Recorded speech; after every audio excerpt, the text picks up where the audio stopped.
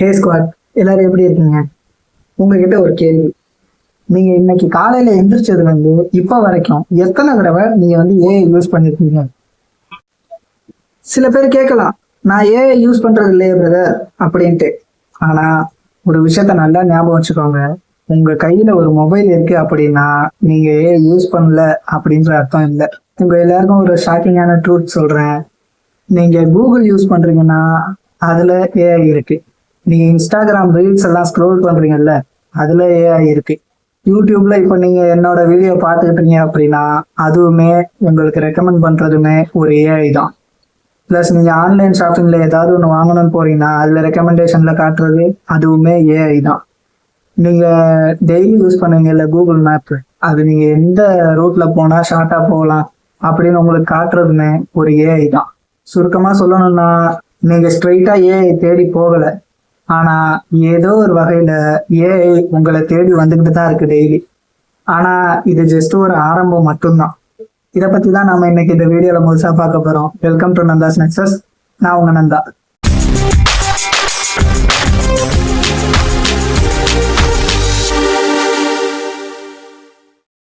இப்போ நான் சொல்றத கொஞ்சம் கற்பனை பண்ணி பாருங்க. நீங்க காலையில எந்திரிச்ச ரெடியாயிட்டு உங்களோட ஆபீஸுக்கு போறீங்க. அங்க உங்களோட பாஸ் உங்களை பார்த்து, நீங்க செய்யற இந்த வேலையெல்லாம் ஏஐ எனக்கு சீக்கிரமா முடிச்சு கொடுத்துருது. ஸோ உங்க டீம்ல பாதி பேரை நான் டெர்மினேட் பண்ண போறேன், அந்த டெர்மினேட் பண்ண போற லிஸ்ட்ல உங்களோட பேரும் இருக்கு அப்படின்னா நீங்க என்ன பண்ணுவீங்க?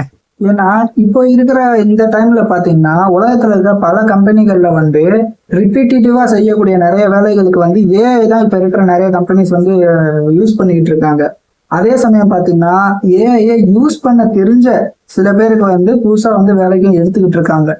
ஸோ இதுல என்னோட கேள்வி என்னன்னா, ஏஐ புது வேலைகளை உருவாக்குதா இல்ல ஆல்ரெடி இருக்கிற வேலைகளை அழிக்குதா? இதுக்கான பதில நாம தெரிஞ்சுக்கணும் அப்படின்னா முதல்ல ஏஐனா என்ன அப்படிங்கிறத நாம தெரிஞ்சுக்கணும். நம்மள நிறைய பேர் நினைச்சுக்கிட்டு இருக்கிற விஷயம் என்னன்னு பாத்தீங்கன்னா, ஏஐ அப்படின்னா என்னன்னா அது ஒரு ரோபோட், அதுக்கு 2 கண்ணு இருக்கும், 2 கை இருக்கும், அதுவும் மனுஷங்களை மாதிரி பேசணும் அப்படின்னு தான் நினைச்சிட்டு இருக்கோம். ஆனா அது உண்மை இல்லை நண்பர்களே.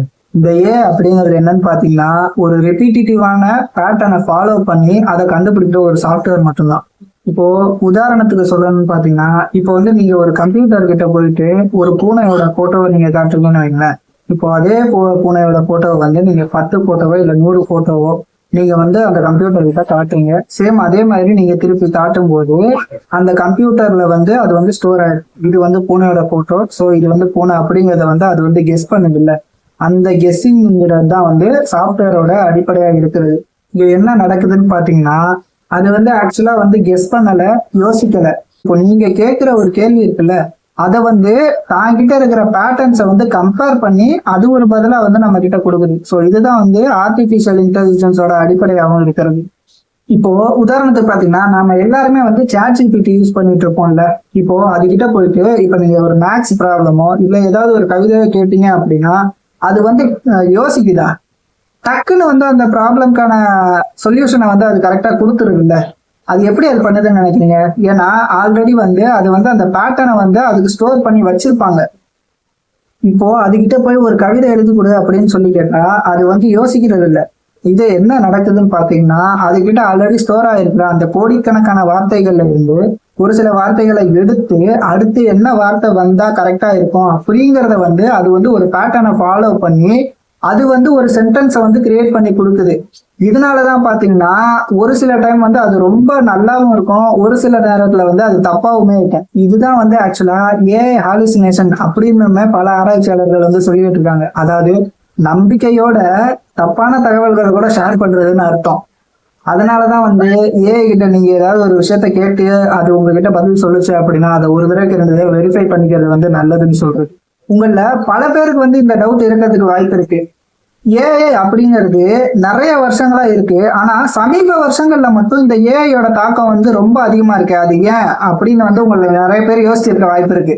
அதுக்கு முக்கியமான 3 காரணம் இருக்கு. முதல்ல என்னன்னு பாத்தீங்கன்னா இன்டர்நெட்ல மனுஷங்க உருவாக்கி வச்சிருக்கிற கோடிக்கணக்கான தகவல்கள், அதாவது நம்மளோட டேட்டாஸ். 2வது ரொம்ப பவர்ஃபுல்லான கம்ப்யூட்டர் சிப்ஸ். 3வது புதுசா கிரியேட் ஆயிருக்கிற ஏஐ மாடல்ஸ்.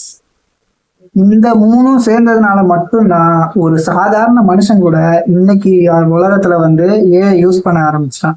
இதுக்கு முன்னாடி வந்து அப்படிங்கிறது வந்து ஒரு ஆய்வு கூடத்துல மட்டும்தான் இருந்துகிட்டு இருந்தது. ஆனா இன்னைக்கு அது நம்மளோட பாக்கெட் வரைக்கும் வந்துருச்சு. இப்ப வரைக்கும் நாம ஏஐனா என்னன்னு மட்டும் இப்ப பாத்துக்கிட்டு இருந்தோம். அடுத்த வீடியோல இந்த ஏஐயால எந்தெந்த வேலையில எல்லாம் மாற்றம் வரப்போகுது அப்படிங்கிறத பத்தி நாம பார்க்க போறோம். அது எந்த வேலையா வேணா இருக்கலாம். டாக்டரா இருக்கலாம், இன்ஜினியரா இருக்கலாம், சயின்டிஸ்டா இருக்கலாம், ஏன் நம்மளோட வேலையா கூட இருக்கலாம். அடுத்த பகுதியில இதை பத்தி நாம பேசலாம். அது வரைக்கும் காத்துருங்க. இது உங்க நந்தாஸ் நெக்ஸஸ். நான் உங்க நந்தா.